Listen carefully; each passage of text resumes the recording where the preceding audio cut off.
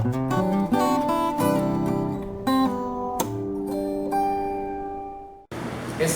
salmo es parte de una trilogía, es parte de 3 salmos que están juntos, el 105, el 106 y el 107, donde los 3 salmos destacan 2 características de Dios, 2 cualidades de Dios. Hablan de la bondad y de la misericordia de Dios, y lo ejemplifican con la nación de Israel, es decir, ejemplifican cómo es que Dios fue bondadoso, fue bueno con la nación de Israel, pero también fue misericordioso para con ellos. De la misma forma que para nosotros Dios es bondadoso y Dios es misericordioso en cada situación de nuestras vidas, ¿no? Entonces, con este salmo comienza la 5ª división del libro de los Salmos, el 5º libro que el libro de los Salmos nos presentan aquí. Y es un salmo largo, vamos a leerlo completamente, tiene 43 versículos. Vamos a leerlo y vamos a considerar temáticamente este salmo. Síganme en su Biblia, por favor. Alabad a Jehová porque Él es bueno, porque para siempre es su misericordia. Díganlo los redimidos de Jehová, los que ha redimido del poder del enemigo y los ha congregado de las tinieblas del oriente y del occidente, del norte y del sur. Anduvieron perdidos por el desierto, por la soledad, sin camino, sin hallar ciudad donde vivir. Hambrientos y sedientos, su alma desfallecía en ellos. Entonces clamaron a Jehová en su angustia y los libró de sus aflicciones. Los dirigió por camino derecho para que viniesen a ciudad habitable. Alaben la misericordia de Jehová y sus maravillas para con los hijos de los hombres, porque sacia el alma menesterosa y llena de bien el alma hambrienta. Algunos moraban en tinieblas y sombra de muerte, aprisionados en aflicción y en hierros, por cuanto fueron rebeldes a las palabras de Jehová y aborrecieron el consejo del Altísimo. Por eso quebrantó con el trabajo sus corazones, cayeron y no hubo quien los ayudase. Luego que clamaron a Jehová en su angustia, los libró de sus aflicciones, los sacó de las tinieblas y de la sombra de muerte y rompió sus prisiones. Alaben la misericordia de Jehová y sus maravillas para con los hijos de los hombres, porque quebrantó las puertas de bronce y desmenuzó los cerrojos de hierro. Fueron afligidos los insensatos a causa del camino de su rebelión y a causa de sus maldades. Su alma abominó todo alimento y llegaron hasta las puertas de la muerte. Pero clamaron a Jehová en su angustia y los libró de sus aflicciones. Envió palabra y los sanó y los libró de su ruina. Alaben la misericordia de Jehová y sus maravillas para con los hijos de los hombres. Ofrezcan sacrificios de alabanza y publiquen sus obras con júbilo. Los que descienden al mar en naves y hacen negocio en las muchas aguas, ellos han visto las obras de Jehová y sus maravillas en las profundidades, porque habló e hizo levantar un viento tempestuoso que encrespa sus ondas. Suben a los cielos, descienden a los abismos, sus almas se derriten con el mal, tiemblan y titubean como ebrios, y toda su ciencia es inútil. Entonces claman a Jehová en su angustia y los libra de sus aflicciones. Cambia la tempestad en sosiego y se apaciguan sus ondas. Luego se alegran porque se apaciguaron y así los guía al puerto que deseaban. Alaben la misericordia de Jehová y sus maravillas para con los hijos de los hombres. Exáltenlo en la congregación del pueblo y en la reunión de ancianos lo alaben. Él convierte los ríos en el desierto y los manantiales de las aguas en sequedales. La tierra fructífera es estéril por la maldad de los que la habitan. Vuelve al desierto en estanques de aguas y la tierra seca en manantiales. Allí establece a los hambrientos y funda ciudad en donde vivir. Siembran campos y plantan viñas y rinden abundante fruto. Los bendice y se multiplican en gran manera y no disminuye su ganado. Luego son menoscabados y abatidos a causa de tiranía, de males y congojas. Él esparce menosprecio sobre los príncipes y les hace andar perdidos y vagabundos y sin camino. Levanta de la miseria al pobre y hace multiplicar las familias como rebaños de oveja. Véanlo los rectos y alégrense todos los mal y alégrense y todos los malos cierren su boca. ¿Quién es sabio y guardará estas cosas y entenderá las misericordias de Jehová? Mira, en los primeros 3 versículos hay una invitación para alabar a Dios y sigue una demanda que vez tras vez encontramos en los salmos. Recuerden que los salmos es un himnario, son himnos que se cantan, son canciones que se elevan a Dios, y por esta razón una y otra vez los salmistas que escribieron y que fueron inspirados por Dios hacen un nuevo llamado a la congregación a alabar a Dios, hacen una nueva convocatoria a la congregación a bendecir, a alabar, a reconocer ciertas cualidades de Dios, y en estos 3 versículos no es la excepción. Sin embargo, rápidamente vemos que aquellos a los que el salmista está llamando aquí para alabar y para exaltar el nombre de Dios, los primeros versículos nos habla quiénes son. En estos versos encontramos una exhortación a quienes han sido redimidos, y manifiesta el salmista que una persona redimida lógicamente debería ser una persona agradecida con Dios. Ahora, recuérdeme usted el concepto redimidos. ¿Alguna vez lo ha leído? ¿Alguna vez lo ha saboreado? ¿Lo ha entendido? ¿Qué es un redimido? Vuelto a alguien a que se le cancela su deuda o por quien se cubre una deuda. Alguien por quien se cubre una deuda, a quien se le cancela una deuda. Comprados a precio de sangre. Reconciliado. ¿Alguien más quiere agregar algo a redimidos? Bueno, estamos usando varios términos que son teológicos, que tienen que ver con la salvación, pero que no necesariamente es lo mismo, ¿no? Justificado, redimido, santificado, son términos teológicos que tienen que ver con la salvación del hombre, pero específicamente redimidos. ¿Qué entendemos por redimidos? Tony, ¿quieres decir algo? Redimir es pagar la deuda de alguien más. Es pagar la deuda de alguien más. Lo que el pecado hace básicamente por un hombre es llevarnos a una deuda que es, ¿cómo es esa deuda? Impagable. Ninguna persona que está lejos de Dios, ninguna persona que está caminando sin Dios, es como que pueda llegar y decir, voy a pagar mi salvación. La salvación no se paga, la salvación no se vende, la salvación no se compra. La salvación es el regalo único y exclusivo de Dios a la vida de un pecador. Entonces, en este llamado que el salmista está haciendo muy claro y está diciendo que los redimidos alaben al Señor, que aquellos que han sido comprados a precio, aquellos que han sido rescatados de su pecado, es decir, no fuimos rescatados porque éramos bonitos, porque cantábamos bien, no fuimos rescatados porque íbamos a venir a la iglesia, íbamos a tener un gran talento para desarrollar. No fuimos rescatados por nada absolutamente que tenga que ver con mérito humano. Fuimos rescatados por gracia de Dios a través de nuestro Señor Jesucristo por medio de la fe.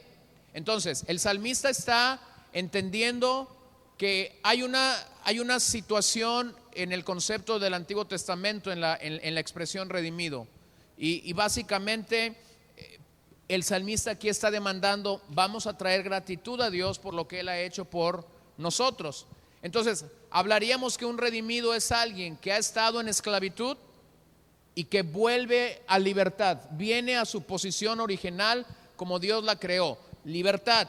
Literalmente, si pensamos como la mayoría de los eruditos o de los personajes que han estudiado el libro de los Salmos creen, pensamos que este es un salmo después del exilio, es decir, post-exílico, que se escribió una vez que los cautivos estuvieron en Babilonia, estuvieron allá 70 años y regresaron a Jerusalén. Entonces, pudiera ser que el llamado del salmista originalmente fue para aquellos que habían estado cautivos por 70 años en Babilonia, han regresado a Jerusalén y el salmista está haciendo un llamado para venir y agradecer al Señor y alabar al Señor por lo que ya dije, sus bondades y sus misericordia. Cuando piensas en la historia de la nación de Israel entonces, que fue redimida, que regresó de la esclavitud a la libertad de la que habían gozado en Jerusalén, cuando piensas en esto, te das cuenta que el Señor los libró una y otra vez de muchas naciones que los oprimieron. Los libró de Egipto, los libró de Siria, los libró de Asiria, los libró de los filisteos muchísimas veces, los libró de los caldeos o del imperio babilónico, claramente. Solo en el libro de los jueces vemos una y otra vez en esos 6 ciclos de apostasía que hay de la nación faltando y fallando al Señor, y venía una nación y los esclavizaba, y cuando el pueblo clamaba a Dios, el Señor enviaba un libertador. ¿Se acuerdan de ese proceso que una y otra vez podemos ver en ese libro? Entonces hay que dejar muy claro que lo que el salmista, el llamado que el salmista hizo originalmente a los redimidos de la nación en aquel momento, como el llamado que se nos hace hoy día a aquellos que hemos sido redimidos, hemos sido comprados a precio. No podíamos salir de la esclavitud de nuestro pecado por fuerza propia, por voluntad, ¿no? Esta palabra, cuando alguien está en los grupos de alcohólicos anónimos o en algún grupo y de repente usamos la expresión fulano de tal tuvo mucha voluntad para dejar el alcohol, tuvo mucha voluntad para dejar la droga. Eso no opera cuando venimos al Señor. Eso no opera. Nuestra voluntad, por nuestra propia voluntad, lo más seguro es lo siguiente: jamás hubieras venido a Cristo. Por tu propia voluntad jamás hubieras venido a Cristo. No hubiera venido yo, no hubieras venido tú.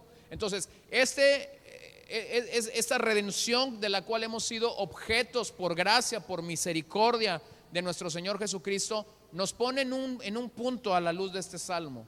Básicamente el salmista originalmente está diciendo: quien ha sido redimido no puede callar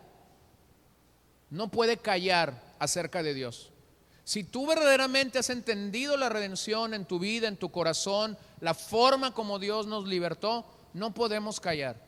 Alguien que está a nuestro lado se tiene que enterar de sus bondades y de sus misericordias. Puede ser tu vecino, puede ser tu familia, puede ser un compañero en la escuela, puede ser un compañero en el trabajo, puede ser gente que no conozcas. Pero cuando tenemos la oportunidad de abrir nuestra boca, tenemos que comunicar lo bueno que Dios ha sido, lo bondadoso que Dios ha sido con nosotros y lo misericordioso que Él ha sido. Y no podemos callar. Si verdaderamente hemos sido redimidos, no podemos callar. La oportunidad que tengamos, en el momento que la tengamos, frente a la gente que la tengamos, tiene que ser nuestra oportunidad para proclamar de aquel que nos redimió. Observen que hay una expresión que se repite en varios versículos. Quisiera mostrarlo a usted. En el verso 1, ¿alguien lo lee nuevamente?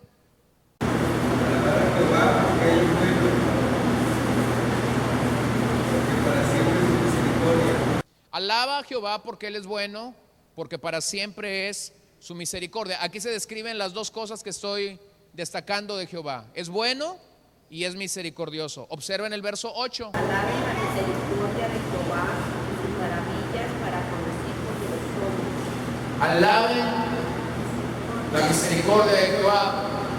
¿Alguien lee el verso 15? Alaben la misericordia de Jehová y sus maravillas para con los hijos de los hombres. El verso 21. Alaben la misericordia de Jehová y sus maravillas para con los hijos de los hombres. Y terminamos en el verso 31. ¿Qué dice?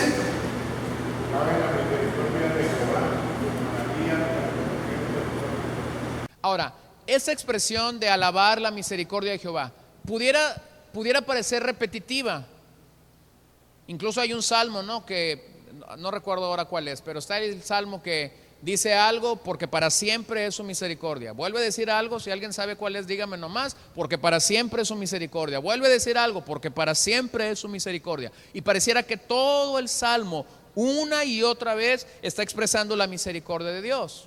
Ahora yo le pregunto, ¿convendría a nosotros recordar vez tras vez acerca de las misericordias de Dios? ¿Por qué cree usted que sería bueno para nosotros recordar sus misericordias? ¿Por qué considera que eso sería bueno para nosotros? Porque adoramos al Señor de esa manera. Porque lo adoramos. Estamos mostrando gratitud, agradecimiento. ¿Por qué más creen que sería bueno continuamente estar recordando sus misericordias, Gabriel? Para que no se nos olviden.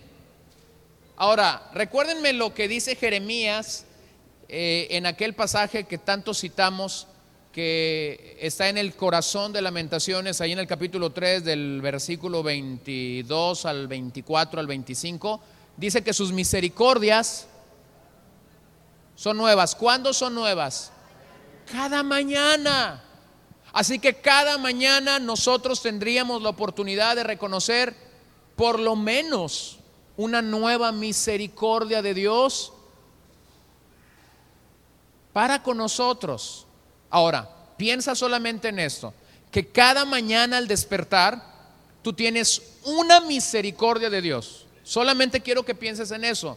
La realidad es que cada mañana cuando despertamos no hay una misericordia de Dios, hay muchas. Pero piensa en esto, amaneces el día de mañana a las 7, a las 8 o a las 9, no sé a qué horas, y ahí estás, te despiertas y frente de ti está una nueva misericordia de Dios ese día. ¿Qué hacemos? ¿A qué nos manda el Salmo?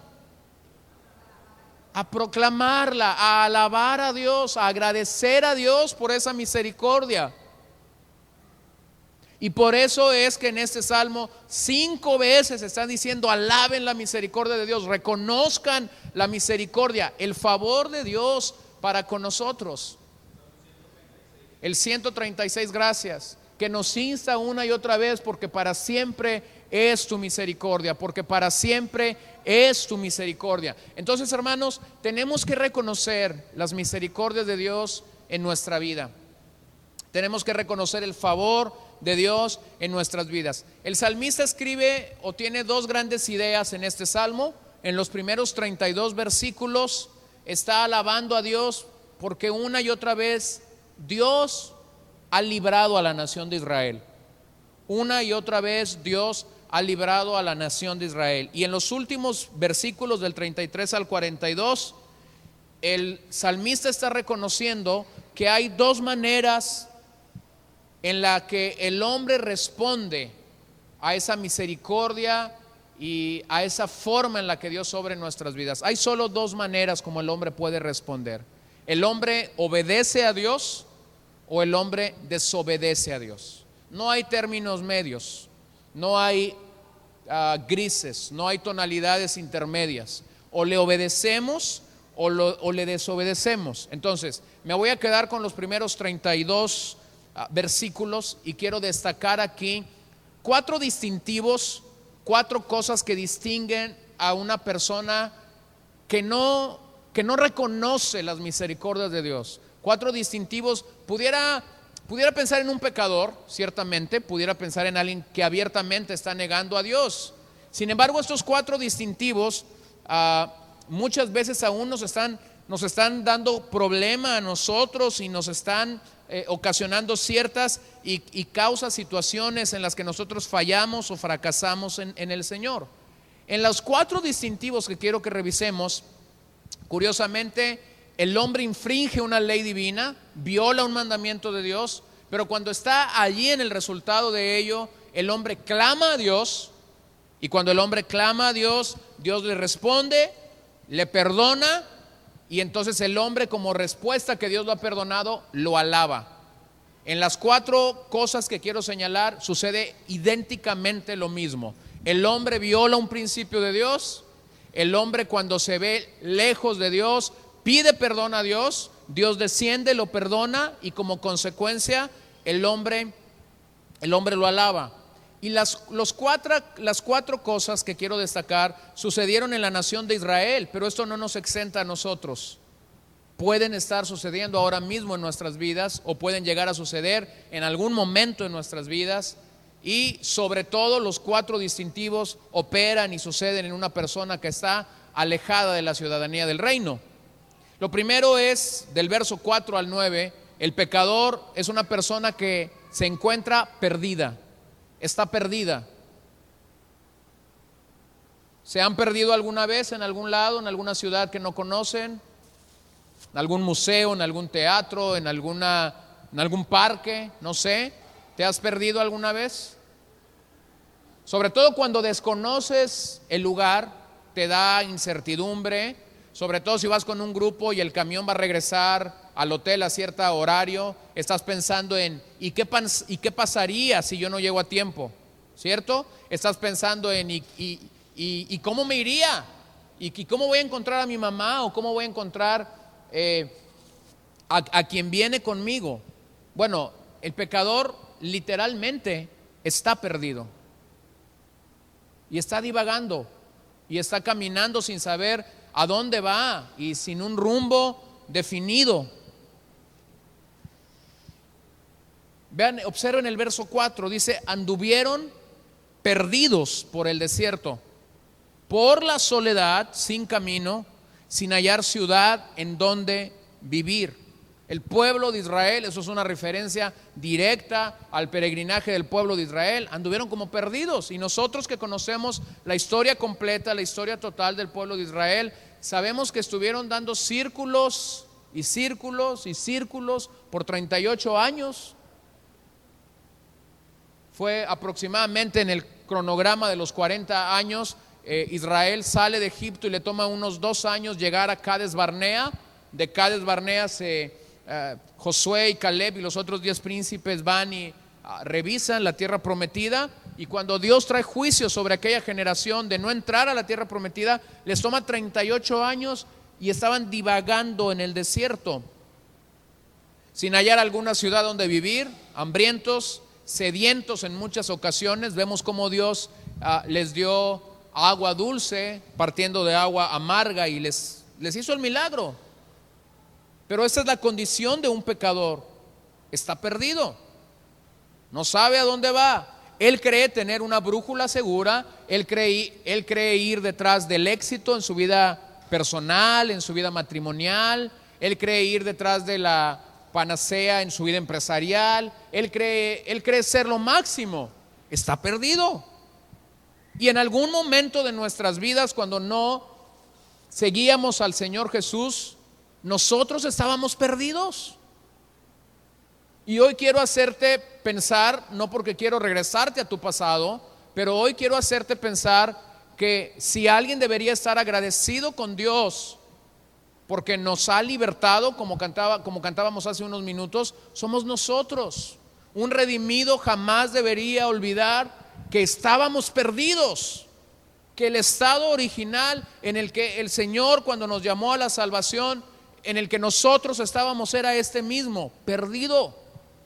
Observen que en ese peregrinaje que los israelitas tuvieron en el desierto, entendemos algo. Hay una escuela, hay unas lecciones increíbles para nosotros como seguidores de Jesús. Pero una de las lecciones más claras que para mí está en ese peregrinaje es que los milagros y las señales que Dios hizo en el desierto no los salvaron, no los introdujeron a la tierra prometida. ¿Pudieran recordar una serie de milagros que se dieron ahí en el desierto mientras este pueblo estaba caminando? Agua fluyendo de la roca. ¿Otro milagro? Maná del cielo. El mar rojo abierto. Codornices. Los vestidos jamás tuvieron que mudarlo. El calzado, los guaraches, las chanclas, no sé, nunca tuvieron que mudarlas. Ese era un milagro increíble. La ropa se fue estirando junto con ellos. ¿Algún otro milagro? La nube guiándolos, la columna de fuego, el agua de Mara. ¿Qué otro milagro recuerdan allí? La forma como el ejército de Israel prevaleció a través de la vara de Moisés. Algunas veces ni siquiera fue necesario que ellos pelearan, simplemente Dios les trajo la victoria. Ahora la realidad es esta: aunque ellos vieron milagros y señales, mucha de aquella generación no llegó a la tierra prometida, no vio la promesa. Y lógicamente entendemos los milagros, las señales, los prodigios en las que a veces tanto se habla en nuestros días, tienen la misma connotación que tuvieron en Israel. Los milagros no salvan a la gente. ¿Ha conocido usted a alguien que ha recibido un milagro físico? Hemos orado por mucha gente enferma. En alguna, Dios ha querido mostrar su misericordia y los ha sanado. En algunos casos Dios ha sacado gente de terapia intensiva cuando no había ninguna respuesta. Pero con el paso de los días, mientras ellos van experimentando lo que Dios hizo y llegan a casa y vuelven al mismo ambiente en el que están, a pesar de que saben que Dios los libró, eso no es suficiente para que ellos tomen una decisión clara por seguir y por servir al Señor el resto de sus vidas. Entonces tenemos que entenderlo. Al igual que con Israel, los milagros, las señales y los prodigios no salvan a la gente. Si alguien tiene el poder de rescatar a un perdido, tan solo es Jesucristo, no los milagros, no las señales, no las maravillas. Esto pudiera mantener a mucha gente apasionada, entretenida, vuelta loca, pero esto no salva. El día que no haya señales, el día que no haya prodigios, el día que no haya maravillas, mucha gente se decepciona porque piensan que Dios ha cambiado. Y entonces tenemos la historia del pueblo de Israel peregrinando. Vean, observen el verso 7, lo que dice el salmista ahí en el verso 7 me encanta. Los dirigió por camino derecho para que viniesen a ciudad habitable. Solo cuando el pecador responde al llamado de Dios sobre su vida, y esto es por gracia, lo entendemos, es entonces que el pecador lo buscará y entonces Dios lo guiará por una senda segura. Entendemos que la salvación en forma inicial se origina en Dios, nunca se origina en el hombre. Lo vuelvo a decir, el hombre está muerto. Efesios capítulo 2 lo dice claramente: el hombre está muerto en sus pecados y en sus delitos. No hay manera como un muerto pueda responder al mensaje del evangelio. No hay forma alguna. ¿Cómo está? Está muerto. Dios tiene que hacer algo, y la salvación se origina en el corazón de Dios inicialmente para llamar a esa persona, para derramar su gracia, para traer fe a nuestras vidas, para poder creer. Entonces, ¿con cuánta razón Jesús dijo cuando estaba ministrando y compartiendo el evangelio del reino? Jesús dijo algo que nos debe poner a todos en la claridad de la esencia del ministerio de Jesús. Él dijo: yo soy el camino, la verdad y la vida. Él lo pone en palabras muy claras, muy precisas. No dijo una verdad, no dijo uno de los tantos caminos, no dijo una de las muchas vidas. Todo lo pone en un calificativo exclusivo.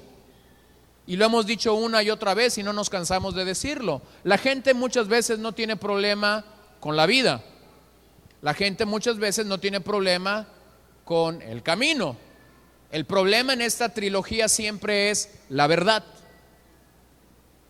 Por eso cuando a mucha gente tú le dices Jesús es la vida y Jesús te quiere dar vida, mucha gente va a decir: sí quiero esa vida. Pero esa es solo una de las tres partes que Jesús está presentando aquí, que está identificando su persona. El día que a esa persona le aclares que para mantenerse en esa vida necesita la verdad, ese será el día en el que esa persona entienda realmente que no puede ir por la vida y que no puede ir por el camino sin la verdad. Lo que nos mantiene en el camino y lo que nos lleva en una brújula segura. Segura, es la verdad. Y aparentemente este pueblo había salido con una brújula segura, pero se perdieron en el desierto. Se perdieron en el desierto y lo leemos claramente. ¿Qué sucede cuando Dios verdaderamente nos liberta? Cuando Dios verdaderamente hace esta obra en nuestras vidas. Pues Juan 8:36 no nos deja con la duda. Juan 8:36 responde claramente qué sucede. El Señor dice: así que si el Hijo os hace libres, seréis, ¿qué seréis? Verdaderamente libres. Seremos verdaderamente libres. Entonces, solo Dios nos puede librar. La religión no puede librar a nadie, la iglesia no libra a nadie, los conceptos teológicos no libran a nadie. Solo el Hijo puede hacernos libres. El segundo distintivo que quiero destacar de este salmo lo encontramos entre el verso 10 y el 16. Hay una misma idea. El pecador es alguien que está cautivo. No solo está perdido, el pecador es alguien cautivo, es alguien esclavo. ¿Esclavo a qué? Al pecado. Algunos en una área de su vida, otros en otras áreas de su vida. Algunos esclavos del materialismo, otros esclavos del alcohol, otros esclavos del hedonismo, otros esclavos de la droga, otros esclavos de lujuria, otros esclavos del rencor, de la mentira, de la amargura. No lo sé, hay una saga de pecados, hay una saga de obras de la carne que están ahí manifestándose. Pero observen el verso 10. El verso 10 dice: algunos moraban en tinieblas y sombra de muerte, aprisionados en aflicción y en hierros. Esa es la condición de un hombre que está en pecado. Está aprisionado en aflicción, aprisionado en hierro, esclavo a algo de lo cual no puede deshacerse de ello, al menos que verdaderamente el Señor los haga libres. Aquellos que no tienen a Jesús como su libertador son presos de su propia rebeldía y así llegan a ser presos en su propio calabozo, encarcelados, oprimidos, temerosos de su condición física, temerosos de su condición emocional, temerosos de su condición espiritual. Pablo los describe como esclavos del pecado. Lean Romanos 6:16, por favor. Gabriel, ayúdame con Romanos 6:16 y Martín, por favor, con Isaías 45:2. Romanos 6:16. ¿No sabéis que si os sometéis a alguien como esclavo para obedecerle, sois esclavos de quien a quien obedecéis, sea del pecado para muerte, o sea de la obediencia para justicia? El hombre llega a ser esclavo del pecado y ese camino tarde o temprano lo llevará a la muerte. Y Pablo aquí está haciendo el contraste, o sea, la obediencia para justicia, lo cual lleva un camino o una trayectoria hacia la vida. Ahora vean lo que el profeta Isaías había dicho muchos siglos atrás. Isaías 45:2. Yo iré delante de ti y enderezaré los lugares torcidos, quebrantaré puertas de bronce, cerrojos de hierro haré pedazos. En este pasaje Isaías identifica básicamente la obra que Dios haría por el pueblo y básicamente está hablando de quebrar puertas de bronce y cerrojos de hierro, hacerlas pedazos. Creo que la historia del Antiguo Testamento nos permite entender que cuando Dios quería entregar la victoria en cierto momento de la historia del Antiguo Testamento, Él lo hacía de maneras increíbles, portentosas. No había lógica humana que pudiera entender cómo es que una nación, y tenemos que ser claros, una nación como Israel, que no era una nación fuerte bélicamente, no era una nación que se distinguía por sus caballos, por sus carros, o por su multitud de milicia. No, no era. Tenemos ahí el caso de Josafat, que cuando él ya medio se estaba animando porque habían llegado muchos para la batalla, Dios le dice: tu ejército no me sirve, vamos a menguarlo. Y usted recordará la forma como fueron menguados hasta llegar a una pequeña cantidad de hombres en comparación con el ejército al que se iban a enfrentar. ¿Cuál era la realidad y cuál era la verdad de esta historia que tenemos con Josafat? Sencilla.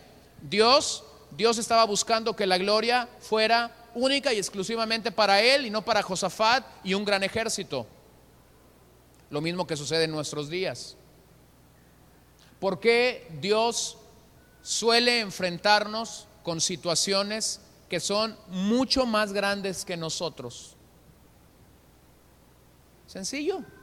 Porque eso te hará clamar e ir a Dios en la búsqueda de la respuesta de Dios. Y cuando Dios traiga la victoria a tu vida, al menos que seamos muy tontos, creeremos que fueron mis capacidades las que lograron tener la victoria. Pero lo normal es que podamos entender: fue la bondad de Dios, fue la misericordia de Dios, fue la gracia de Dios la que nos libró. Vean cómo es que Jesús operó en ese mismo sentido en su ministerio. Lucas 4:18. ¿A qué vino Jesús? Veamos a qué vino Jesús en este pasaje. El Espíritu del Señor está sobre mí, por cuanto me ha ungido para dar buenas nuevas a los pobres. Me ha enviado a sanar a los quebrantados de corazón, preparar libertad a los cautivos y vista a los ciegos, a poner en libertad a los oprimidos. Básicamente habla de sumisión total y completa, pero hay dos expresiones que nos sirven para entender que es el único que puede dar libertad a un oprimido, ¿no? Dice: a pregonar libertad a los que están cautivos y a poner en libertad a los oprimidos. Vean cómo Jesús no solamente rescataba gente perdida del pecado, pero Jesús venía también por los cautivos, por los que estaban esclavos al pecado. Lo tercero que el Salmo dice, del verso 17 al 22, es que el pecador no solamente está perdido, no solamente está cautivo. Lo tercero que el pasaje dice es que el pecador está enfermo. El pecador está enfermo. Verso 17 dice: fueron afligidos los insensatos a causa del camino de su rebelión y a causa de sus maldades. Y puede tomar hasta el verso 22 la idea completa. Los israelitas estaban enfermos de angustia por su propia culpa y rebelión. De nuevo encontramos el modelo. Ellos clamaron a Dios y Dios les respondió. Usted recordará aquel momento. El pueblo de Israel en Números 21 está hablando, dice la Biblia, en contra de Dios y en contra de Moisés. Y entonces de la nada surge una plaga. ¿De qué? ¿Se acuerda? De serpientes. Y comienzan a picar a los israelitas y muchos comienzan a morir. E inmediatamente ellos vienen con Moisés y piden una solución, una respuesta. No sé si querían ver otro milagro más de los muchos que ya habían visto. Y Dios, cuando Moisés va con Dios y toca la puerta para preguntarle a Dios, Dios le da el modelo, ¿no? Era una serpiente de bronce colocada en una asta de madera, tendría que ser alzada sobre un lugar alto. Cuando los israelitas fuesen heridos por una serpiente, la enseñanza o la orden que recibieron más bien es: voltea y ve a aquella serpiente. Y entonces comienzan a hacer esto y los israelitas recibían o eran protegidos por Dios para no morir de este particular. ¿Por qué Israel llegó a ese punto? Números 21 nos deja ver que llegaron a ese punto o a ese particular por su rebeldía. Ahora quiero aclarar algo. Rebeldía no es en toda situación la raíz de una enfermedad. No podemos hacer una doctrina de este pasaje, ¿sí? Sin embargo, sí tendríamos que decir que en algunos casos la rebeldía de nuestra parte, de nuestra vida, hacia cierto y cual aspecto nos pudiera llevar a la enfermedad, pero no es una regla, no es una doctrina. En este caso en particular, lo que había llevado a la enfermedad a la nación de Israel fue su rebeldía para con Dios y para con el líder que Dios había puesto sobre ellos. Pero miren qué maravilloso es lo que el verso 20 nos dice. ¿Alguien lo lee, por favor, el verso 20 del Salmo 107?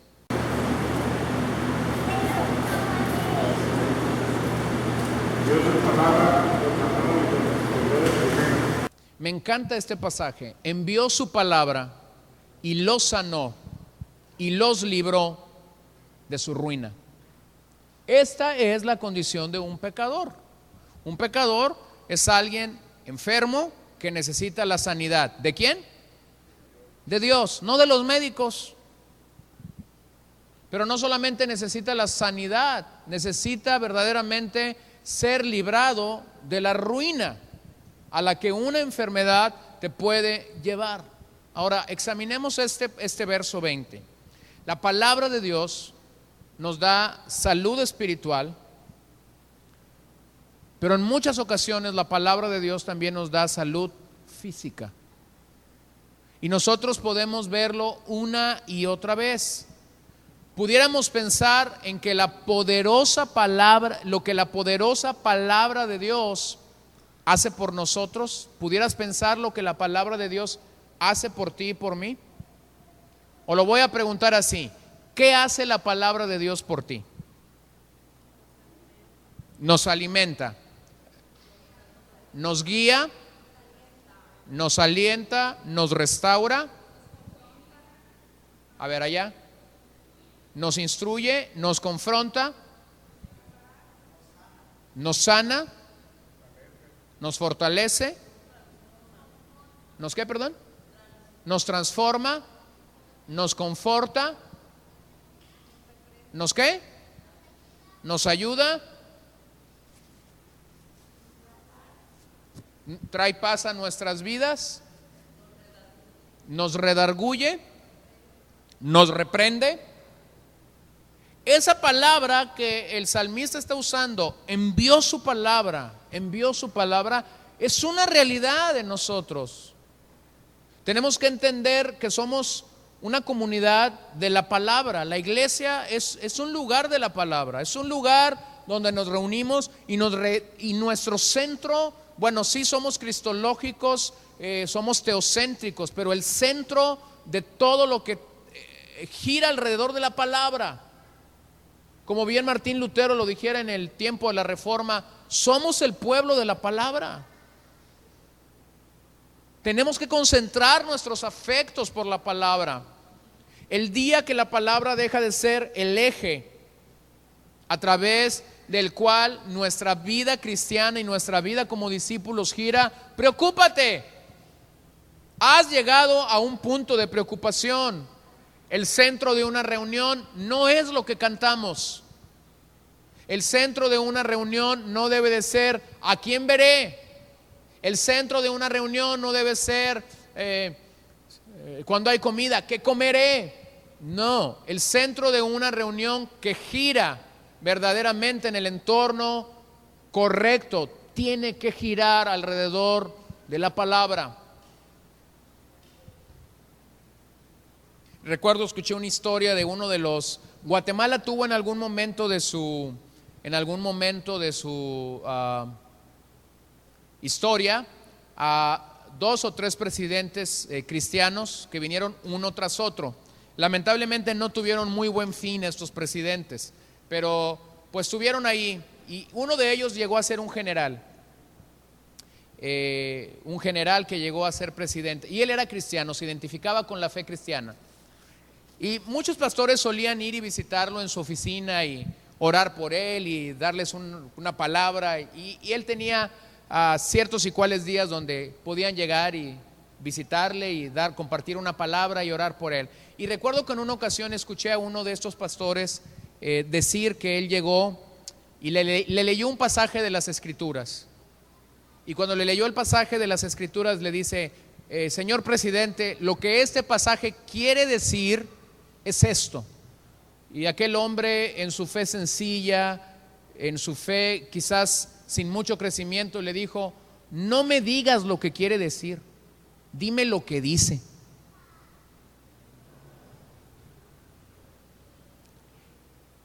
Por sí sola la palabra de Dios trae sanidad a nosotros.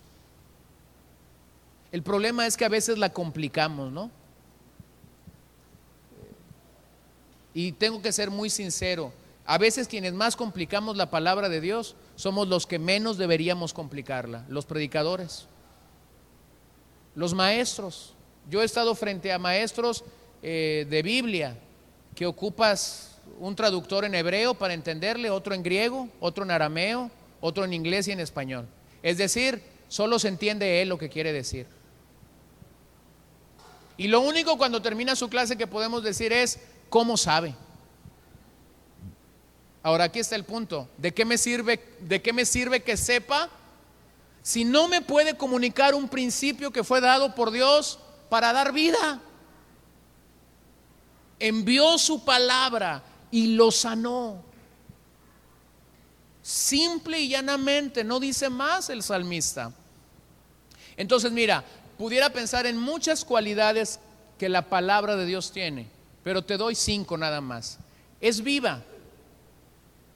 Y esto de que es viva es, sigue actuando constantemente en nuestras vidas. No está muerta. No es un libro viejo como muchos lo ven. No es un libro con principios y valores pasados de moda. Es viva.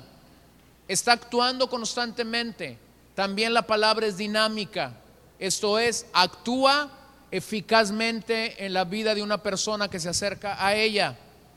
La palabra de Dios es profunda, porque cuando llega a nuestras vidas, no llega para llegar solo al exterior de nuestras vidas, no llega solo para tocar el cosmos de nuestras vidas, es profunda porque penetra hasta lo más íntimo, llega a lo más íntimo de nuestro interior.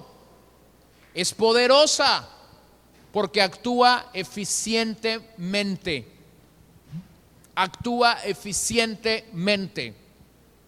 Es eterna porque permanece para siempre. No es momentánea, no es circunstancial. Hace unos años escuché de un predicador que le tocó ir en muchos de sus viajes llegó a una de las tribus en el centro en una de los extremos del África.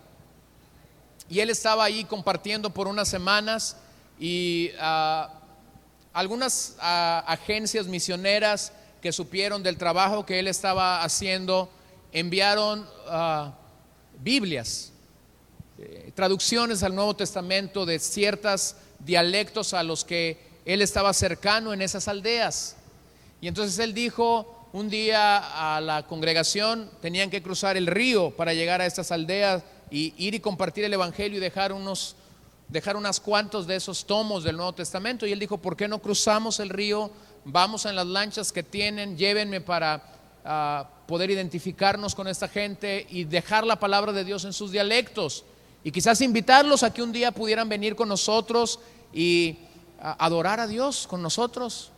Y los hombres tuvieron a bien hacer eso, cruzaron el río por la mañana, vinieron, entregaron las Biblias, los Nuevos Testamentos, compartieron un poco el amor del Señor, los dejaron y les dijeron, si algún día quisieran venir, pudieran venir a nuestra reunión, estamos teniendo ahí un tiempo para enseñar acerca de Jesús.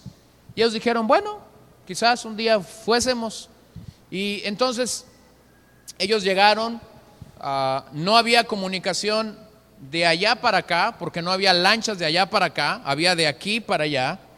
Y entonces llegaron y amarraron sus lanchas y comieron un poco y descansaron un poco para tener la reunión en la noche. Cuando estaban cantando en la noche y cuando estaban listos para compartir la palabra de Dios, comenzaron a ver que venía un desfile de hombres y de mujeres y de familias que estaban caminando hacia donde estaba el servicio. Y el predicador dijo: ¿y ellos cómo llegaron? Y alguien les dijo: pues no sabemos, las lanchas están de este lado. Y entonces el predicador dijo, antes de comenzar a predicar, dice: ¿cómo es que ustedes se aproximaron acá si ustedes no tienen lancha? Y entonces se levantó el jefe de la tribu y le dijo: allí en el libro que tú nos dejaste, dice que un hombre caminó sobre el mar. ¿Por qué es complicado para ti pensar que nosotros leímos esa historia, queríamos venir y no hicimos otra cosa sino caminar sobre el río? Y todos se comienzan a ver y estaban pensando, dice el predicador: pues yo nunca he caminado sobre un río, dice, nunca he caminado sobre el mar, para mí eso era imposible. Y nos voltean a ver y dice: ¿que nunca lo han hecho? Y tú pudieras pensar, ¿y cómo es que estas historias pueden pasar? Pues no había mucha explicación para que pasaran. Escúchame bien, envió su palabra y la palabra lo sanó. No había complicaciones en la fe. Lo leyeron literalmente y lo creyeron literalmente. No hay explicación. Y alguien pudiera decirme: pues cuéntame una de vaqueros. Ese es el problema, que nuestra fe es tan complicada, nos vamos enredando con tantas cosas y con tantos asuntos que hacemos complicado algo que pudiera ser tan dinámico, tan fresco y tan lleno de Dios en nuestras vidas. Miren Mateo 8:8, por favor. ¿Alguien lo lee, por favor? Respondió el centurión y dijo: Señor, no soy digno de que entres bajo mi techo, solamente di la palabra y mi criado sanará. ¿Se acuerdan de ese milagro, no? Llega ahí un centurión, ni siquiera andaba ahí en el bulto de los que seguían a Jesús. Llegó. ¿Por qué llegó y por qué sabía de Jesús? ¿Por el chisme, por el rumor, por los milagros que se estaban contando? No lo sé. Le platica la historia y entonces le dice algo increíble: Señor, no soy digno de que entres bajo mi techo, no soy digno que vengas a mi casa.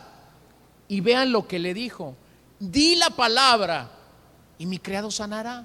¿Qué era eso? Era una fe sencilla, no tenía complicado. Y él da la explicación, ¿verdad? Dice: yo sé lo que es tener hombres bajo autoridad. Un centurión era un soldado que tenía bajo su dominio mínimo 100 soldados. Así que él sabía lo que era dar órdenes y que se le obedeciera. Él sabía lo que era el sometimiento. Así que le dice: di la palabra y mi criado sanará. Y usted conoce el resto del milagro.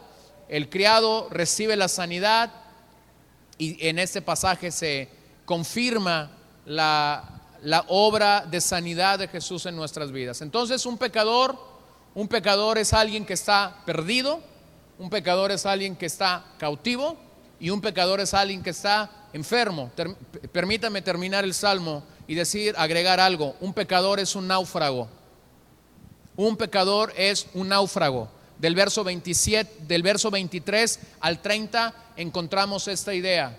Es un náufrago, es alguien que emprende una travesía en un barco, en una lancha, y que con el paso de los días, de las semanas, de los meses y de los años llega a estar en un naufragio. Verso 23: los que descienden al mar en naves y hacen negocio en las muchas aguas. Usted puede continuar leyendo. La idea es que este hombre que emprendió un buen negocio en la mar o en el alta mar llegó a estar en un naufragio. El pecador es como un marinero que una y otra vez ha sido abofeteado por la carne, por el mundo, por Satanás, y el viento siempre le es contrario y las circunstancias siempre le son adversas. Quizás en el pensamiento del salmista estaba aquel profeta al que nosotros conocemos. Era un profeta que trató de huir del Señor o del llamado que Dios trajo a su vida, el profeta Jonás, ¿se acuerdan? Ve a Nínive a predicar mi palabra. Era tanto el repudio, el odio, el rencor que los israelitas sentían por los ninivitas, que Jonás dice: no, Señor, ¿acaso no sabes todo lo que ellos nos han hecho? Y Jonás emprende su propio viaje lejos de la voz de Dios, lejos del entendimiento del llamado de Dios. Y Jonás emprende su viaje a Tarsis. Para los israelitas Tarsis era la parte final del mundo. Es como cuando alguien en nuestros días quiere mandar a alguien y no se quiere ver tan mal con lo que dice y le dice: vete a China, aunque use ciertas expresiones que quieran decir otra cosa. Es: vete al otro lado del mundo, no te quiero ver aquí. En el pensamiento israelita eso era Tarsis. Vete del otro lado del mundo. Y Jonás dice, voy a emprender mi propio viaje. Dios quiere que yo vaya a Nínive, pero Nínive sería el último lugar al que yo voy. Voy a Tarsis. Y entonces usted comienza a ver una cadena de eventos, una secuencia de eventos en la vida de Jonás en decadencia continua.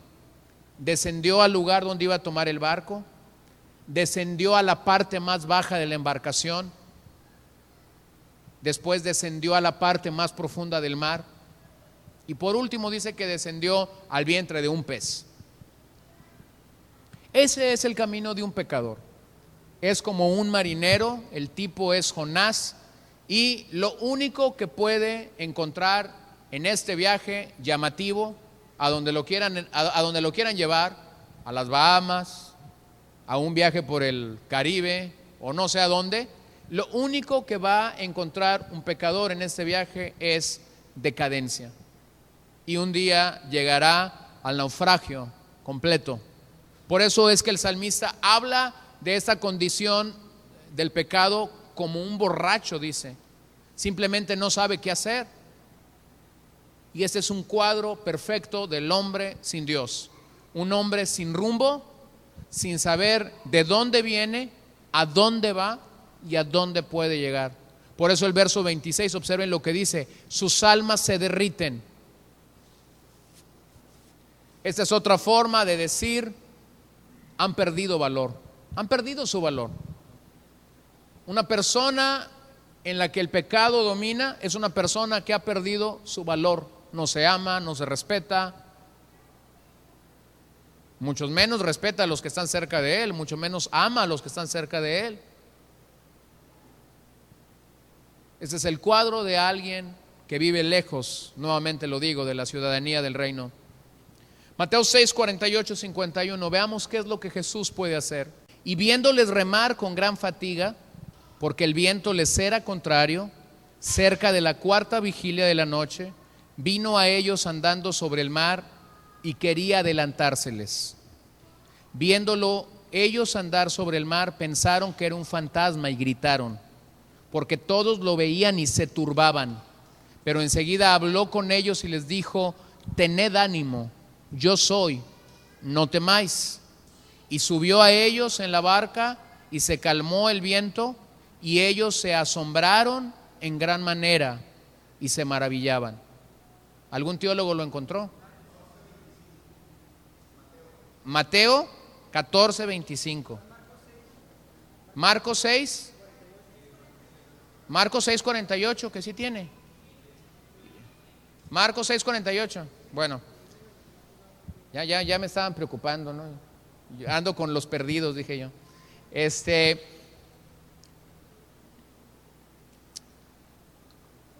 En esta ocasión Jesús básicamente llegó al punto de la tormenta y trajo paz. Y eso es lo que el Señor hace cuando llega a la vida de un náufrago, trae paz. Ahora, del verso 32 al 42, que no me voy a detener mucho ahí, básicamente lo que encuentras ahí es las dos maneras como puedes responder a lo que Dios hace. Y hay un contraste. Del verso 33 al 34 habla de gente que descendió de la prosperidad y el Señor los llevó a la pobreza. ¿Por qué lo hizo? Por desobediencia. Luego en el verso 35 al 38 elevó de la esterilidad a la bendición. ¿Por qué Dios lo hizo? Porque esta gente le obedeció. Luego del 39 al 40, cayendo desde arriba al fondo. ¿Por qué lo hizo? Porque esta gente desobedeció. Y en el verso 41 y 42, Dios eleva de lo inferior a lo más elevado. ¿Por qué lo hizo? porque esa gente obedeció. Hay un contraste entre obedecer a Dios y entre desobedecer a Dios.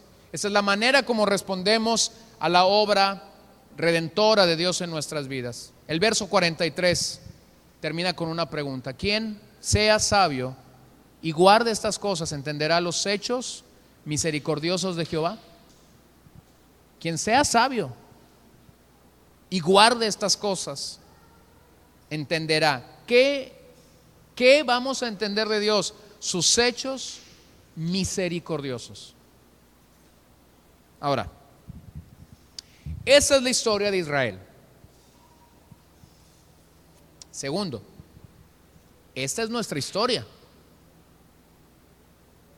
Quien no se identifique o con un cautivo, o con un perdido, o con un náufrago, o con un... ¿quién fue el otro?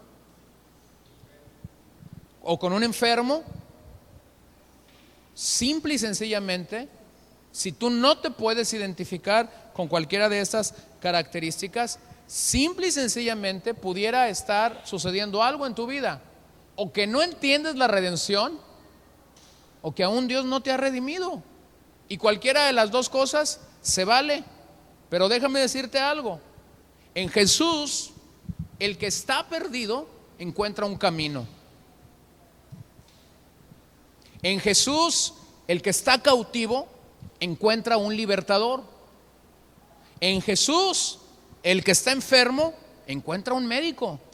En Jesús, el que está en un naufragio en su vida encuentra al mejor piloto. Así que el Salmo no solamente es la historia de Israel, el Salmo es tu propia historia, mi propia historia, y el Salmo es la historia de Jesús, viniendo y rescatando al perdido, teniendo de él misericordia cuando como pecadores no merecemos que el Señor tenga de nosotros misericordia. Estaban dos pastores en un avión y estaban cruzando de costa a costa en los Estados Unidos. El vuelo era Orlando, Florida, Los Ángeles, California. Estaban ahí, pues ellos iban platicando muchas cosas, pero en un momento ven que las azafatas corren y comienzan a ponerse todos los cinturones habidos y por haber, y comienza la voz del capitán a sonar en la cabina: señores, estamos en un momento difícil de nuestro vuelo, estamos a tantos, y comienzan a dar todas esas señales que dan, que no sé por qué las dan, porque nadie las entiende, ¿no? Pero ellos dieron todo, donde iban, cómo estaban, y básicamente lo que estaban diciendo es que estaban enfrentando una situación climática muy adversa, muy difícil, y que pedía que todos tomaran las precauciones habidas y por haber. Así que todos comienzan a asegurarse, y un pastor muy seguro de su posición en el Señor y de lo que él quería que él hiciera, le dice al otro: ten paz, todavía no es nuestro tiempo, todavía nos queda mucho por hacer, todavía el Señor tiene mucho que usarnos. Y el otro lo voltea a ver, ¿no? Y se le queda viendo y le hace una pregunta medio tonta: pues a lo mejor no es tu tiempo, le dice, pero ¿qué tal si ya es el tiempo del piloto? Y el otro se le queda viendo y le dice: mejor vamos a orar. Se le olvidó de todo lo que Dios tenía programado para él, ¿no? Se le olvidó de todo el proyecto de vida que Dios tenía. ¿Sabes que en la vida estamos caminando a veces y somos un tanto petulantes como este predicador? Y estamos diciendo: no, yo me voy a comer el mundo entero, al cabo Dios me va a dar al final un chance. Cuando la sabiduría de la Biblia nos dice todo lo contrario, ¿no? No te jactes del día de mañana. No te jactes. Y yo sé que nuestra sociedad usa mucho el Dios mediante, ¿qué otra expresión? Primero Dios mediante. Si Dios quiere, mañana lo hacemos, mañana seguimos haciendo esto. Y la Biblia nos dice: ni siquiera de eso nos podemos jactar. Entonces, qué maravilloso cuadro. Quizás encontraste a Jesús como el piloto, quizás encontraste a Jesús como el médico, quizás encontraste a Jesús como el libertador, quizás encontraste a Jesús como el que te rescató del pecado. No sé cuál fue el punto en el cual Dios trató contigo. No lo sé. Puede ser uno, puede ser dos, pueden ser los cuatro. No es ley, no es regla, tampoco es una excepción. Pero qué maravilloso es entender algo. Dios sigue en el asunto de la redención. La alabanza y el llamado a una congregación a adorar a Dios sigue siendo el mismo. Alabamos y adoramos a Dios porque Él nos redimió. ¿Por qué nos debemos a Dios en alabanza y en adoración? Porque Él nos redimió. Sencillo.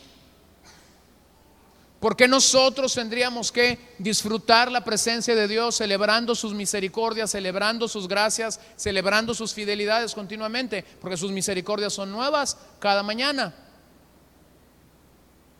Me parece increíble, desde que yo era un niño, yo estoy escuchando cosas como algunos hermanos decir, es que a mí me gusta llegar al mero momento de la reunión, cuando va a empezar la predicación. Y algunos todavía más santos, no, a mí me gusta llegar al amén. La pregunta es, ¿estamos actuando como redimidos? Porque un redimido entiende, nuestro primer ministerio en la iglesia es darnos a Cristo, adorar a Cristo, bendecir a Cristo, levantar a Cristo. Y he escuchado tantas explicaciones de la gente que ni siquiera las pido, pero la gente me las da. Es que yo no puedo llegar temprano el día domingo. Y cada vez que alguien me dice es que yo no puedo llegar temprano, mi carne dice, dile todo lo que hay dentro de ti, acaba con ellos. Y he entendido algo. Llego a la hora que tengo que llegar cada domingo porque soy un pecador más que necesita celebrar una nueva misericordia de Dios esa mañana. No hay otra razón. Y te invito a que respondas de una manera clara y decisiva a alabar y bendecir a Dios, no por liturgia, porque la liturgia muchas veces nos ha afectado, sino a responder verdaderamente al llamado de Dios. El llamado de Dios a que su pueblo le alabe es: quiero que mis redimidos alaben y celebren mis misericordias en sus vidas y en sus corazones. Oremos. Señor, te damos gracias esta noche porque nos has libertado del pecado. Cuando estábamos perdidos, nos encontraste. Nos amaste mucho antes de que nosotros te amáramos. Cuando estábamos cautivos, nos libertaste de una condición de esclavos. Cuando estábamos enfermos, nos sanaste sin merecerlo. Cuando estábamos náufragos en una vida sin rumbo, en una vida sin esperanza, en una vida sin definición por el Señor, tuviste a bien llamarnos a la salvación y ser nuestro piloto. Señor, que no olvidemos eso, ni hoy ni nunca. Que no lo olvidemos. Que no seamos como muchos que piensan que podemos pagar un boleto, o que piensan que podemos simple y sencillamente figurar ser algo que no somos. Que verdaderamente actuemos, vivamos.